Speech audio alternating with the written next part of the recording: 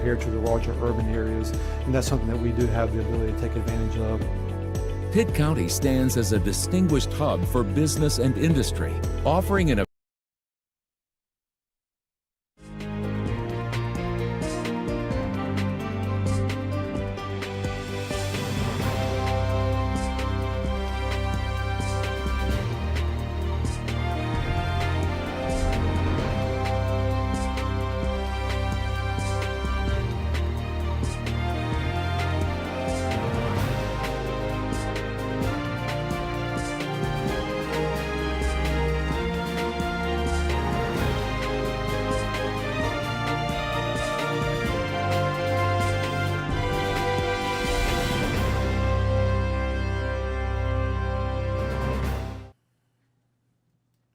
Good evening and welcome to the August 4th, 2025 Pitt County Board of Commissioners meeting. We will now call this meeting to order and have roll call, please.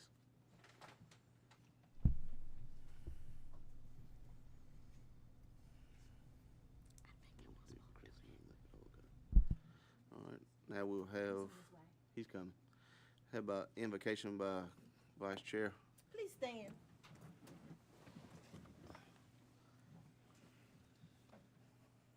Dear Lord, we thank you for today.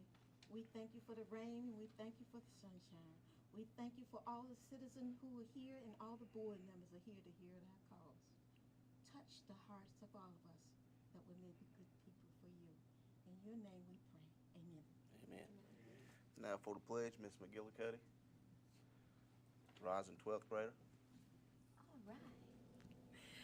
Good evening, everyone. As Hughes mentioned, my name is Lauren McGillicuddy, and I am going into the 12th grade. I am currently attending J.H. Rose High School, and I serve as the Lieutenant Governor of the Carolinas District International Key Club. Thank you all for having me, and if you could please all join me in the Pledge of Allegiance. Thank you. I pledge allegiance to the flag of the United States of America and to the republic from which it stands, one nation, under God, indivisible, with liberty and justice for all. Thank you. You may all be seated. Thank you. Thank you. We have approval of the agenda. Motion and second, please vote.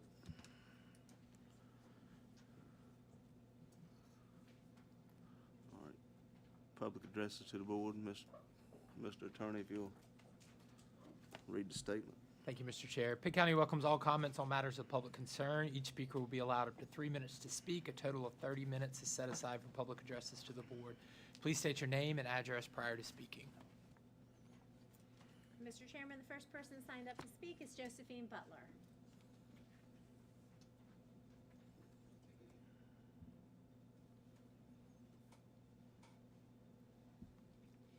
Good evening. My name is Josephine Butler, and Good evening. I live at 4210 State Mill Road at Robinsonville. Tonight I come before you on the behalf of White Station Water Project. Today I come to report some good news. The White Station Water Project has been completed as of July 25th, 2025. As of July 23rd, the residents has been receiving good, clean, healthy public water from the extended water main on State Mill Road. It is absolutely wonderful to have water service.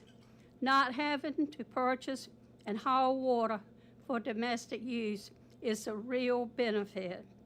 We are grateful to Pitt County government for providing the grants to finance the project. This project is an asset to the community and will promote future growth for Pitt County. We appreciate Greenville Utilities Commission accepting the contract to extend the water service on State Mill Road. Although the weather sent rain and hot temperatures, the project was completed in a timely manner.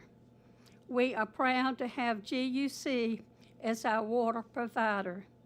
A huge thank you to the following: Pitt County Government, Janice Gallinger, County Manager, Jonas Hill, Assistant County Manager, James Rose, Project Manager, and all Pitt County Commissioners, and all other staff involved. Greenville Utilities Commission, Anthony C. Cannon, General Manager, CEO, David W. Springer, PE, Director of Water Resources, J. Scott Farmer, PE, Assistant Director of Water Resources, Tyler Hazlett, Project Manager, and all GUC commissioners, and all other staff involved. Subcontractors, Dixon Plumbing, Trip Contracting. Pitt County Government and GUC planning, dedication, hard work, and caring made this water project possible. Again, I say thank you. You are the best. Thank you, ma'am. Emily Garner.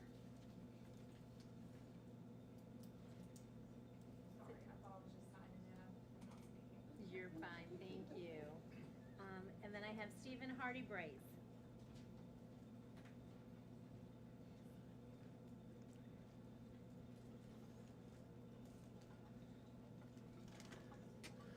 Good evening. Good evening. Stephen Hardy Braz. I live at 3340 North Green Street in Farmville. Previously, I came to the board after I was hit by a car and disabled in order to discuss issues I was having accessing buildings here and around Pitt County on county property with the Americans with Disabilities Act, and using my wheelchair was very difficult to get in here. But I'd like to say in the last couple of years, I really appreciate the progress of adding the sidewalk here and addressing some of the concerns I raised there that other people have raised as well. I was really pleased to see the new facility on the government complex have sidewalks, but it was disappointing to see that the sheriff's office new building was not made with sidewalks. But I do think that the new complex offers you an amazing opportunity. If there were more services were to relocate to the same complex, I think that is an economy of scale where you can now share resources and groundskeeping and whatnot, and I think kind of like a one-stop shopping opportunity. If you make that whole campus really accessible to everyone, regardless if they have a vision or mobility disabilities like this, I think it really would enhance the possibility and probably make your jobs and staff jobs much easier to collaborate and work together. So I hope that's a possibility. I hope that you can connect that for health reasons as well as just accessibility for everybody. But I would like to also encourage you to update your ADA inventory and plan. And I know it was mandated over 35 years ago. It may have been lost in paperwork shuffle over the years, whatever, but times have changed, standards have changed. Maybe it's a good time to consider doing another inventory, another transition plan to make sure that we are continuing to meet the needs of everyone. And in order to fund that, because I'd hate to come to you asking for something without trying to think of a funding issue, is I know the state has this funding source called Powell bills, and currently counties are not permitted to do that. It's just based on how many lane miles you have in your town. But it seems unfair if you can use Powell bill funds, any local government can use Powell bill funds to pay for sidewalks and crosswalks and roads, then why aren't counties permitted to also access that? Because you do have crosswalks, you do have sidewalks on your property. So there is state money there. It's just the current Powell bill funding formula kind of disincentivizes or penalizes county governments. So if you'd like, I'd be happy to lobby or work with you, collaborate with you on trying to make sure that counties too can get their fair share from that state money to make sure everything's accessible and fair, just like local governments can. Thank you very much. Thank you, sir. Powell bill. All right, now we'll move on to item number 7, presentation, proclamation. Yes, Mr. Chairman, if we could go down front. We need a motion for that. Yes, a motion to Can we approve have your a motion? proclamation. Motion. Motion and a second, please vote. Thank you. And if Noel Smith and Hannah Smith will come forward.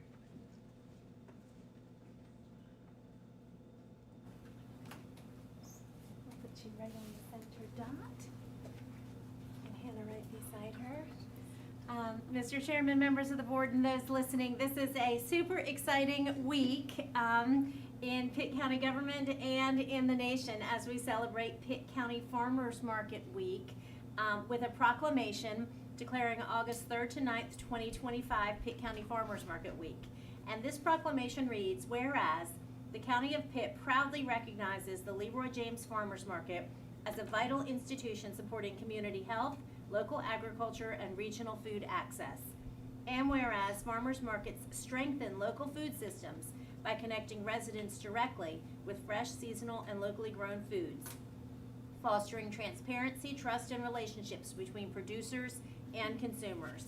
And whereas access to local foods through farmers markets encourage healthy eating habits, reduces food miles, and contributes to a more nutritious and sustainable diet for community members of all ages.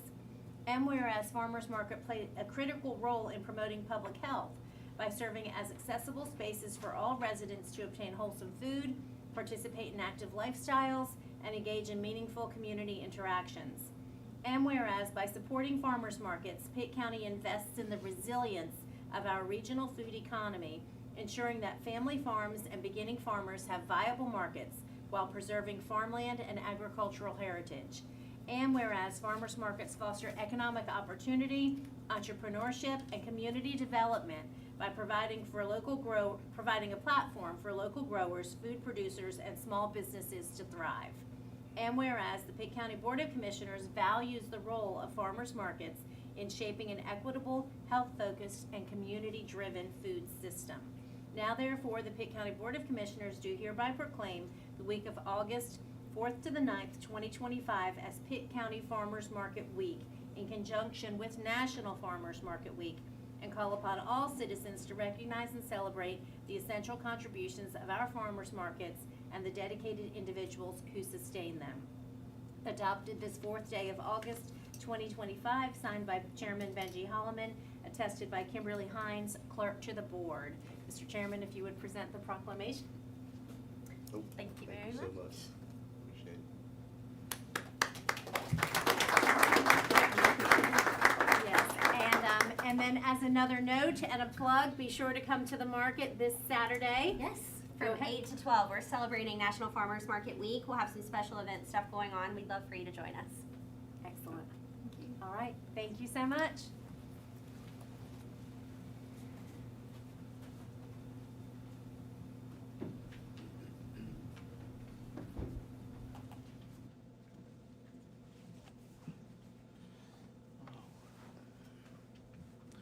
All right, moving on to items for report. Number one, North Carolina Association of County Commissioners Youth Voice Delegate. Yes, Matt Stevens is here. Is Nikita Atkinson present? Fabulous. Come forward, Mr. Atkinson. As the board may recall, our Association of County Commissioners Conference hosts a youth voice component, and we are thrilled that Nikivian Atkinson is participating, and he came to introduce himself to the board. Good evening, Commissioners. Good evening. My name is Nikivian Atkinson. I'm a rising 12th grader at D.H. Conley, and I'm also serving as the president of the Pitt County 4-H All-Stars Club and also the president of the 4-H County Council. I came here to introduce myself and let you guys know that I'm serving as the Youth Voice Delegate for the Youth Voice event, and I look forward to seeing you at the 4-H breakfast. Congratulations. Thank you. Thank you, sir.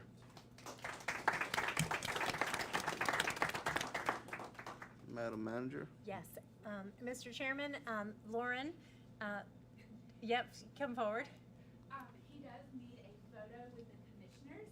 Could we do a quick photo really quickly? All of us. Well, just one or two, Could we, whoever. yes, could we have chair and Yeah, go vice ahead. chair stand down front with all of us in the back? Sure. Would that be all right? Yeah, it'd be good for all of us to be there. She said commissioners. Well, the rest of us will be right here. Not us, you. Oh, they don't even want to get up. Do it with your right leg. I'm her, you know her. Yeah, Commissioner Stan. Mind if I get on this side? I can sit and I like standing. That's right. You can sit, you can sit and still be tall.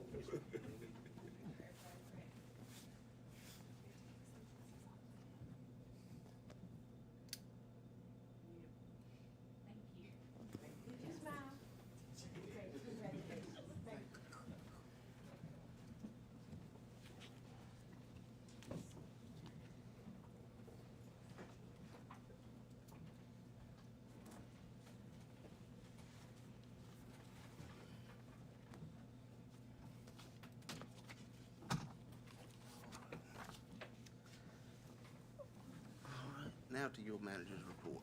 Yes, Mr. Chairman and board members, I have 4 items to report for you this evening. Your next meeting dates, August 15th and August 18th and September 15th in this room at 6 p.m. for your next 2 regular meetings.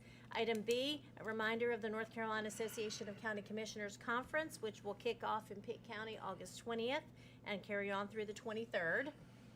Item C was an update on the Whitehurst Station water line project. Ms. Butler stole my thunder.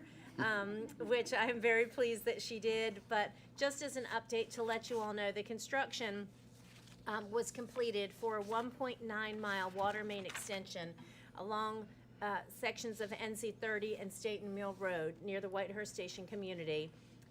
It has been successfully completed. It was funded through Pitt County's American Rescue Plan Act allocation, along with a contribution from Greenville Utilities Commission.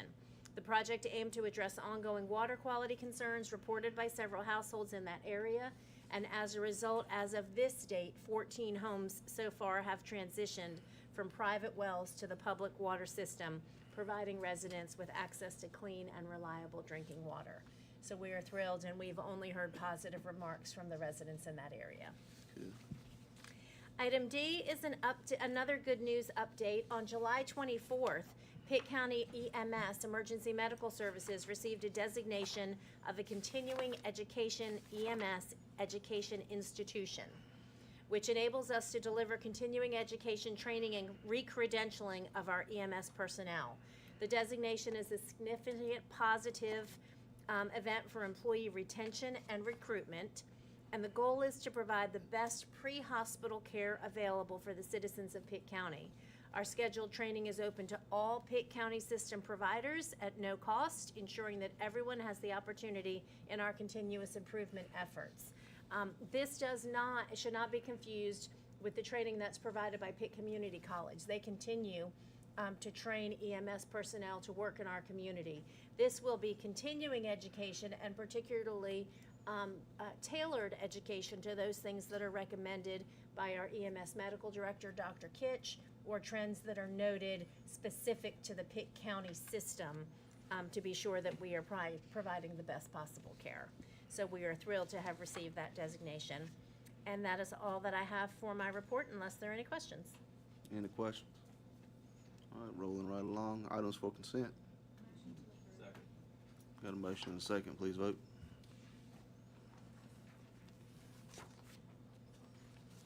All right, items for decision. Mr. Jonas Hill, Hoosier River Basin Regional Hazard Mitigation Plan. Good evening, Mr. Chair, Good evening, county sir. managers, members of the board. The item on your agenda tonight is for the Neuse River Basin Regional Hazard Mitigation Plan update. This plan is required by local governments to have in order to seek FEMA-approved hazard mitigation funding for pre-disaster mitigation, flood mitigation assistance, as well as the severe repetitive loss program. Communities must review this local hazard mitigation plan once every 5 years, and we are due for that review now. Just to give you a brief history, Pitt County adopted its first hazard mitigation plan back in 2000. We updated that in 2004 and included 4 municipalities: Bethel, Farmville, Grimesland, and Winterville, and then we transitioned in 2010 over to a multi-jurisdictional hazard mitigation plan and brought in all of the other municipalities throughout the county with the exception of Greenville. In 2015, we adopted our first regional hazard mitigation plan, which included adjoining counties such as Greene County, Jones County, Lenoir County, and Wayne County, and all of the municipalities associated with those counties. In 2020, we updated this plan, and we're back before you tonight in 25 to update the plan once again. Just to show you a map of the area that this plan will apply to, again, Pitt, Greene, Wayne, Lenoir, and Jones counties. Planning staff over the last year has attended several meetings with consultants, the public, to get input and provide input on this plan. The plan has been submitted to the North Carolina Department of Public Safety, which they have approved, and is currently under review by FEMA. The following requirements were addressed during the plan update. Consider changes of vulnerability due to action and implementation of the priorities in the previous plan. Document success and failures where mitigation actions may not have been effective. Document any new hazards that may arise or were previously overlooked in the plan, as well as incorporating new data or studies on hazards and risk, incorporating new capabilities or changes to the capabilities, incorporating growth and development related to the changes to the inventories, and incorporating actions and recommendations or changes in the prioritization of those priorities. The main goals of this plan is to promote the public health, safety, and general welfare of our residents and to minimize the public and private losses during natural hazards. Pursue funds to reduce the risk of natural hazards to existing developments where such hazards are clearly identified and mitigation efforts are cost effective. Effectively expedite the post-disaster reconstruction through the implementation of mitigation strategies and intergovernmental coordination, as well as providing education to the citizens and empowering them to protect themselves and their families from these natural hazards. The plan is about 765 pages long, so I spared our printers here at the county and made it available on our website as well as in the county manager's office. But just to cover some of the contents, there's an introduction. The plan goes over the planning process, the area profile, risk assessments, the capability assessments, the mitigation strategies, as well as the action plans, and then a section on the plan adoption. The hazards identified in this plan include dam failure, drought, earthquake, excessive heat, flooding, hurricane and tropical storms, tornadoes and thunderstorms, severe winter weather, and wildfires. The mitigation categories are prevention, property protection, natural resource protection, emergency services, structural projects, and public information and outreach. Just to cover a few of the, all of the strategies for Pitt County, review the county's comprehensive land use plan annually to ensure that the map adequately delineates portions of the county deemed unsuitable for development due to environmental conditions. This priority was in there previously, but it was to update our comprehensive plan. So now that that plan has been updated, we want to make sure that we're adequately following it. Continue to coordinate and collaborate with ECU and Pitt Community College through the development of their respective hazard mitigation plans. Continue to impose a 2-foot freeboard requirement for all development located in defined flood hazard areas. Maintain all FEMA elevation certificates and FEMA floodproofing certificates for residential and non-residential structures. You might remember in our budget this year, we included a software, Forerunner is that software, and we have started implementing that software. It's very cool. We're really excited. I think it's going to benefit the citizens to be able to access these elevation certificates via the internet and not have to call in and get it emailed to them. They can access it directly. Consider the plan's data and recommendations when updating the county's capital improvement plans. Specifically, capital projects should be located outside of flood hazard areas. Seek grant funding through the North Carolina Emergency Management and FEMA for mitigation of repetitive loss properties from future flooding events. Enforce all of our erosion control and sedimentation control regulations, and the items highlighted in red are new priorities. We included our stormwater regulations to that, as well as our riparian buffer regulations.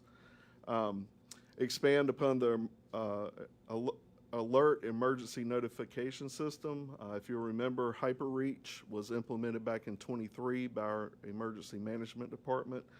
That program has been successful.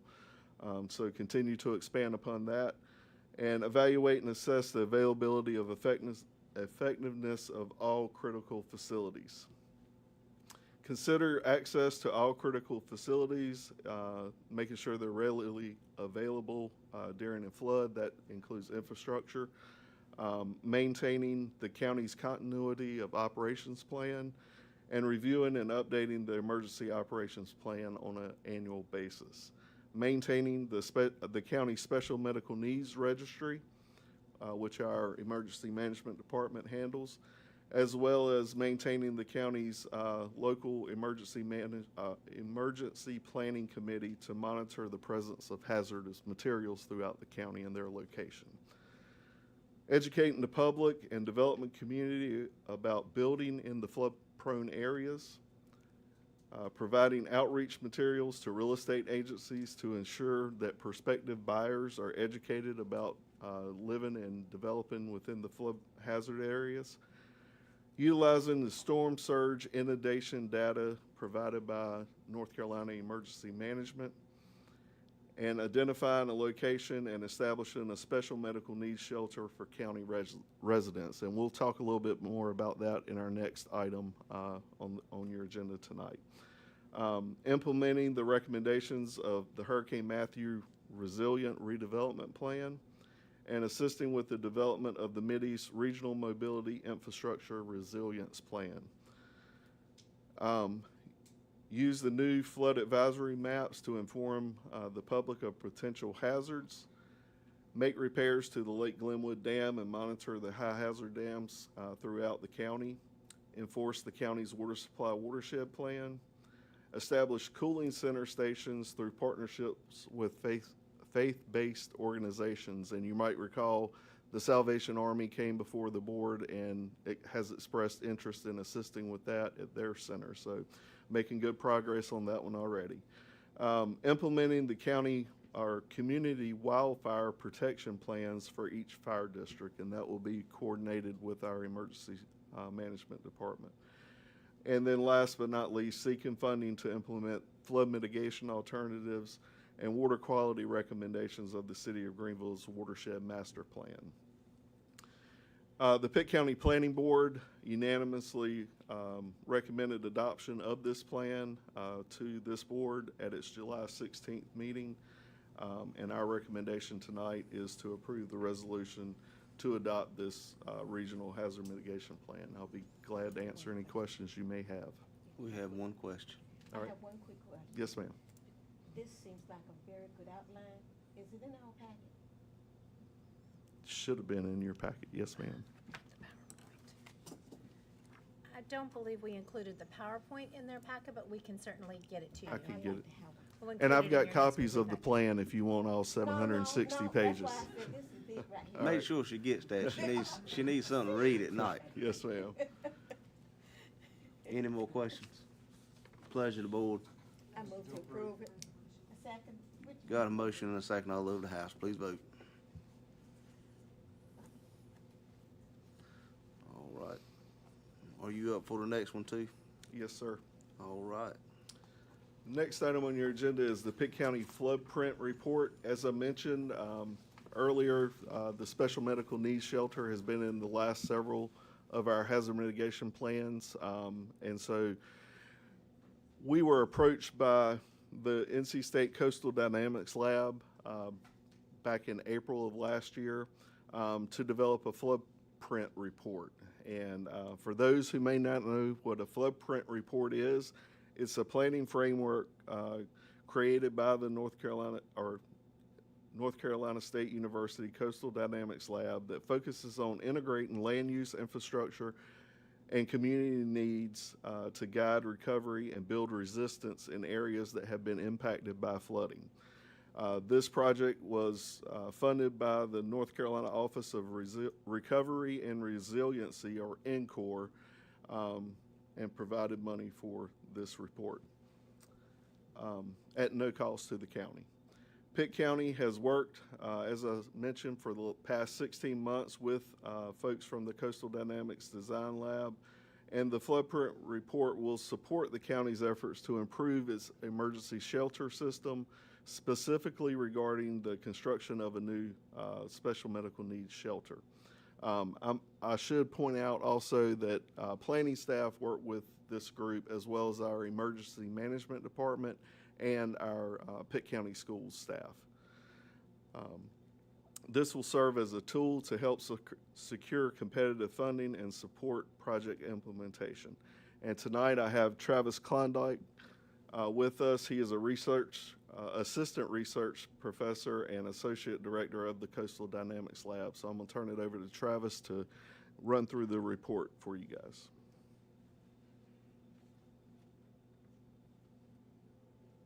Thank you, Jonas, and thank you all for giving me some time tonight.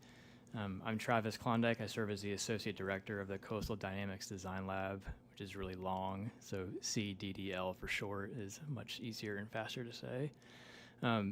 This is a floodprint report that we created for Pitt County.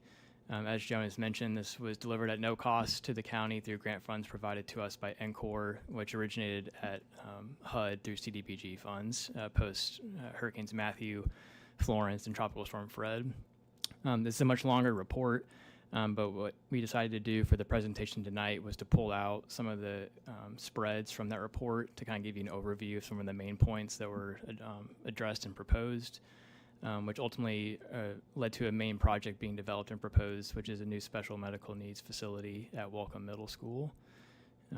So to get there, we used a combination of public engagement, geospatial analysis, hydraulic modeling, and architecture and planning work to arrive at this proposed intervention. Thematically, we early on through geospatial analysis and hydraulic modeling determined that areas north of the river, so north of the Tar River, were most in need and would most benefit from the types of work and effort that we can provide, mainly being nature-based solutions and architectural solutions that prevent flood damage and flood loss and help build community resilience. Ultimately, the way that we work is we take what we hear from stakeholders in the community, look at past reports and ongoing efforts, and then try to develop grant funding priorities and grant application collateral as part of our effort. So that's what we've done as part of this Pitt County floodprint report. Early on in our due diligence and analysis, it became clear that emergency shelters and specifically a special medical needs facility was in need and also in focus and has been for over a decade. Going back to the 2015 Hazard Mitigation Plan, there's references to update and assess the accessibility of the current emergency shelter capacity throughout Pitt County. This then comes up again in a 2017 report, the Hurricane Matthew Resilient Redevelopment Plan, which specifies and proposes the construction of a new gym and shelter to add to the primary shelter capacity within the county. Specific to the special medical needs facility, which is where folks that require extra special medical needs go during a flooding event or during a disaster. This gets brought up in the 2019 U.S. Army study, specifically looking at the Walter B. Jones facility. This report specified that the Walter B. Jones facility is undersized and lacks ADA compliance in certain areas. And so there's been multiple attempts since that 2019 report by the county to attempt to procure grant funds for the special medical needs facility.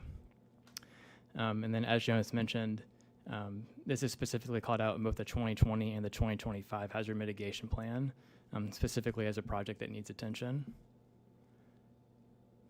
In the 2025 Hazard Mitigation Plan, the item just before this one, there's at least 3 direct references to either emergency shelter capacity or the special medical needs facility. And so we're showing alignment with the most current plan that is being adopted. And specifically in looking at the census tracts north of the river, looking at the demographic data and the flood risk and flood risk vulnerability that exists, we felt like there was a need to site and place a facility within short, accessible distances from many north of the river communities.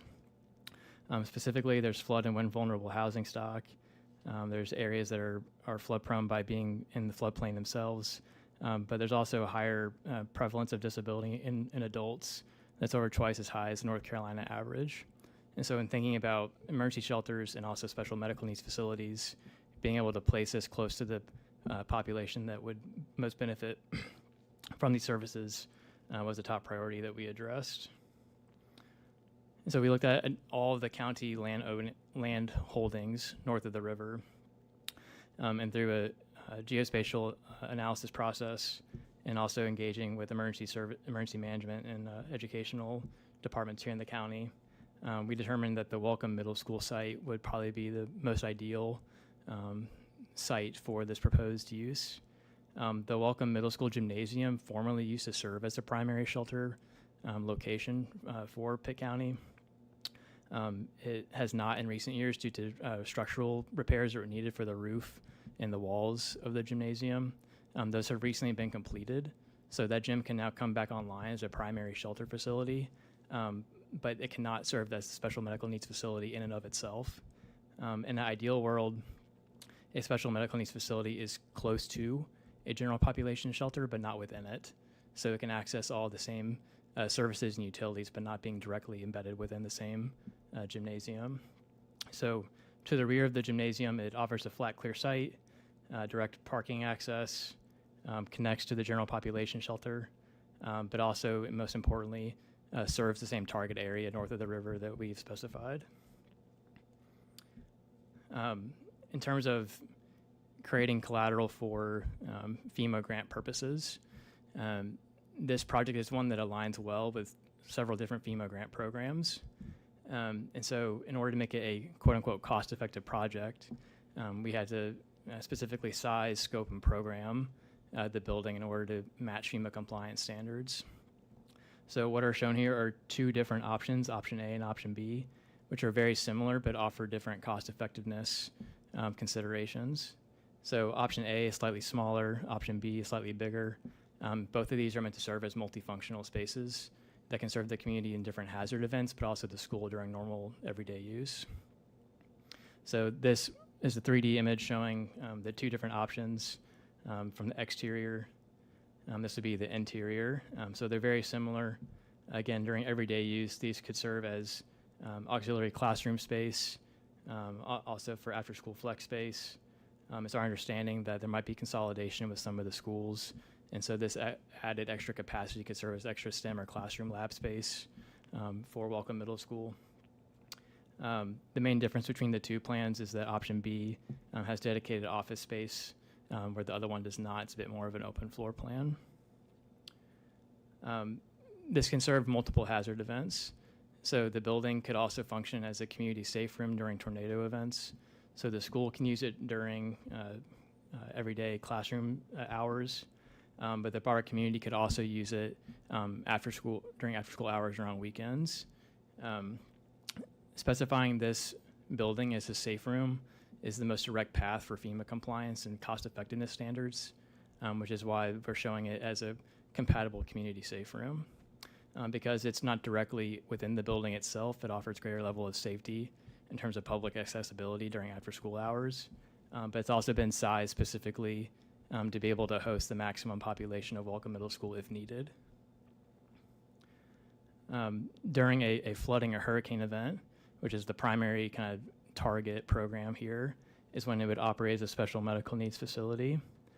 So both floor plans could offer greater amount of capacity for both beds and just kind of general occupancy during a special medical needs event, which, also just by nature of being a newer construction facility, would offer greater ADA compliance and overall accessibility. And then lastly, there's a lot of numbers here, but I'll just kind of jump to the main points. The benefit cost calculator, which is required by FEMA, changed in April this year, so it's basically making it harder for projects to remain compliant for cost-effectiveness standards. So this happened midstream for us during this project, and so we had to basically adjust the project and scope of work in the last several months in order to remain compliant with the current standards. So both of those conditions are shown here on this slide.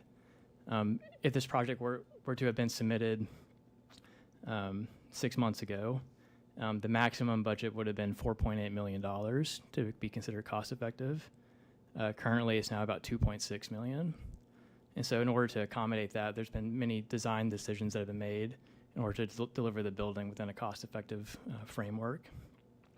And so basically what's being shown here are different options that can be toggled on or off in the benefit cost analysis tool in terms of the project useful life and wind speed design, et cetera, in order to arrive at the most advantageous grant application. And so we're recommending moving forward with option A with a 50-year useful life, 200-mile-per-hour wind speed design. This would offer up to a maximum 5% contingency to be included in the budget, which we'd recommend as a standalone item.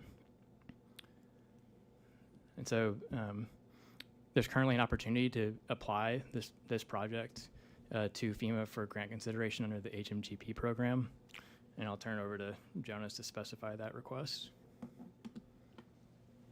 Thank you, Travis. Any questions for Travis on the report itself? Yes. Thank you so much for this report. Put on your microphone, please, Mayor. So sorry. Thank you so much for this report. I would like to know if you're a part of the NORCOR, NCORR board, and will you be at that meeting? So no, I'm not formally a part of NCOR. NCOR provided funding to us to do this work, but we're not employed through NCOR. Well, that asks another question. This report will go to them? It will go to them. It also goes to North Carolina Department of Public Safety, and then ultimately to HUD. Okay. Yeah. Because they are having a meeting real soon. Yeah. Okay, thank you. Any more questions? Go ahead. This probably is not specifically pertaining to you, but Jones, you might can answer this too. I've been getting a lot of reports from citizens in Pitt County about flood insurance. It's so difficult to get flood insurance here. And what's the problem with that? Can anybody talk about that? Flood insurance is increasingly becoming a more expensive policy to hold. In recent years, the national standard for calculating the cost of annual premiums for flood insurance changed, which is now making it more expensive for most property owners, but specifically property owners that live near water bodies, to hold flood insurance. Some providers just won't offer it at all, and some that do are charging higher premiums in order to carry it.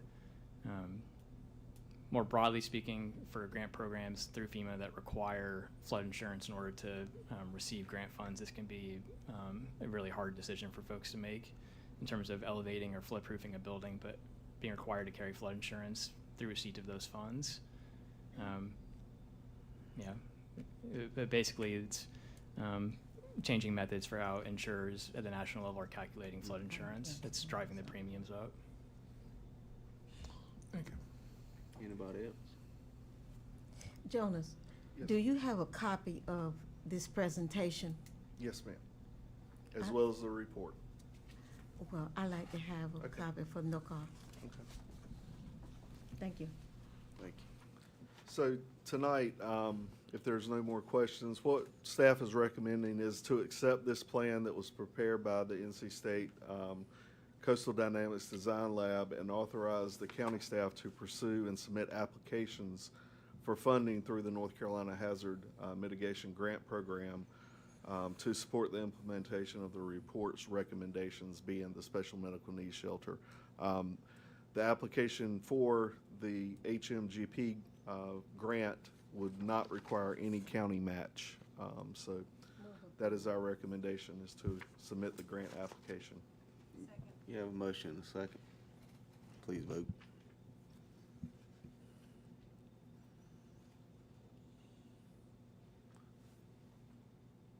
Thank y'all. Thank you. All right, item number 3, authorize renewal of contract. Madam Manager, I think you're handling this. Yes, I don't see Sharon Rochelle here. This is a matter requested to be placed on the agenda by the Department of Social Services to authorize execution of a contract with Neuro Agile Leadership and Workforce, which does business as Allies for Outcomes. You may recall in your current budget, 11 positions were frozen in social services and that funding was shifted to contracted services so that contract employees could get into child welfare and adult services more quickly to perform the services that they are required to perform by the state. This is that contract with Allies for Outcomes to cover that cost for that contract labor. Move to approve it. Any discussion? You have a motion? Second. And a second. Please vote.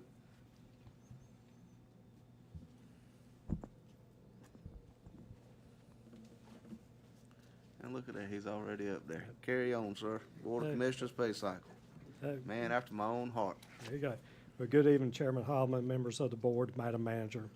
Tonight I bring you an item for decision for the board to consider changing the board's pay cycle from monthly to bi-weekly payments or 26 pay periods per year. The benefit of making the change will add uniformity to the payroll system by paying all county employees on the same pay cycle. It will reduce payroll staff in making manual entries into the payroll system. It will allow the board to know when you will be paid to include months with a third pay period. If approved, Financial Services will test the change in August and implement the change in September. I'm happy to answer any questions that you may have. If none, then I recommend a motion to approve updating the Board's of Commissioners' pay cycle to bi-weekly payments starting in September. Any discussion? Got a motion, second. Please vote.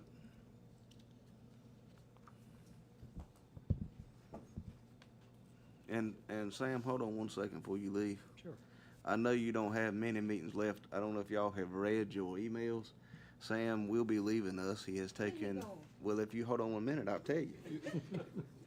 You always want to jump on the horse before it gets the saddle on. Sam is going to be taking, he's going to become a county manager down in Bladen County. Bladen County. That's White Lake, Elizabethtown.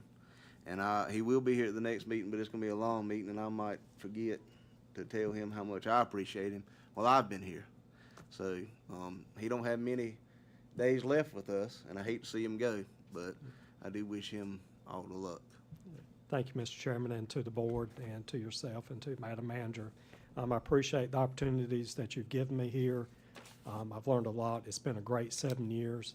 I will miss a lot of my coworkers and friends here that I've got to know over the years, but I would take everything that I've learned here, applied in Bladen County, and hope to make that county even better county than what it already is. But I'm leaving here Pitt County in great hands. And don't worry, Mary, we'll get you a new cell phone number. There you go. There you go. Thank you. Now we got commissioner comments, and we'll start to my right. Yes, thank you, Mr. Chairman. I do have just one. I just want to say thank you to the Board of Elections for their work to ensure the voting equipment meets the ADA compliance. I was excited to see that on there today, but I do want to raise one concern that I've heard from several constituents regarding the location of our early voting precincts for the municipal elections. I know many have mentioned that it's not centrally located within the county for the municipal elections. So I just wanted to see if we could extend an invite to Dave Davis, maybe to our August 18th meeting, just so he could do a report on the elections and make sure that the public is 100% informed on how we actually chose that precinct. If we can we do that in September, please? Sure. Thank you. That's going to be a kind of long meeting. Bring a list of the places and stuff. Is that it? Thank you. That's all I have. Mr. Chairman. You're up next. I'm already missing Sam. Oh, Lord. I'm sorry to see you go. We love you, but you won't go and your family love you best. Best wishes from me to you. That's probably the nicest thing you ever see. The man ain't dying. He's moving on. Oh, my God. We'll go to the left. Y'all know we have some real private conversations.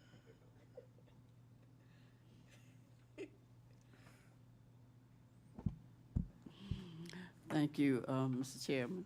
I just want to make a comment. It's always good to hear citizens thank us for doing something. So going back to doing the public comments. So, Ms. Butler, thanked us for doing something good. So that's encouraging. I agree with that. Commissioner McLaughlin? Thank you, Mr. Chairman. I certainly want to echo your comments in reference to Sam. Stand up, let me see you, Sam. Make sure your microphone's on, Commissioner McLaughlin. You can stand up. You can stand up. I want to personally thank you. You have been a tremendous asset to the county, citizens of Pitt County, and I wish you Godspeed. Thank you for your service. Commissioner Mann? Just to reiterate, congratulations to Sam. Thank you for everything. All right. We're at the end. Mr. Chair, I'd like to offer motion that we go home. You got a motion second, please vote. Otherwise, stay here. And good night. Oh, what a